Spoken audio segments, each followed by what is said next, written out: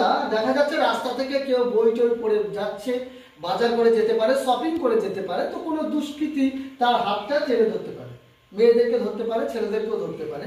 তো এই মতো অবস্থায় সে কি করবে? সে হয়তো সেলফ ডিফেন্স জানে না বা কোনো ক্যারাটে কুম্ফু জানে না, কিন্তু ক্যারাটে কুম্ফু না জানলে সেলফ ডিফেন্সটা কিছুটা দেখে, এই ধরনের ভিডিও দেখে সে কিন্তু শিখতে পারবে। দেখো যদি এ আমাকে ধরে রাখে এইভাবে, তাহলে আমি কি করে ওকে ছাড়াবো?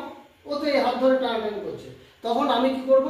আমি সেলফ ডিফেন্স দেখে যে আমি ক্যারাটে জানি না, কিন্তু আমি ওকে ওই মুহূর্তে ওখান থেকে পালানোর একটা ব্যবস্থা করব, ওকে ডিফিট কি করে করা যায় সেটা। দেখো দুম করে মধ্যেখানে একটা মেরে দাও, যদি ছেলেরা থাকে খুব সহজেই সে আহত হবে, তারপরে পেটের উপরে মেরে ফেলে দিয়ে তুমি পালিয়ে চলে যাও। না ধরো ওকে, ধরো ধরো দেখে পারে কিনা সেটা শিখে নাও তুমি। ধরেছে, এবারে কি করবে? ছাড়ানোর জন্য চেষ্টা করছে, পাচ্ছে না, তখন কি করছে দেখো, মেরে যা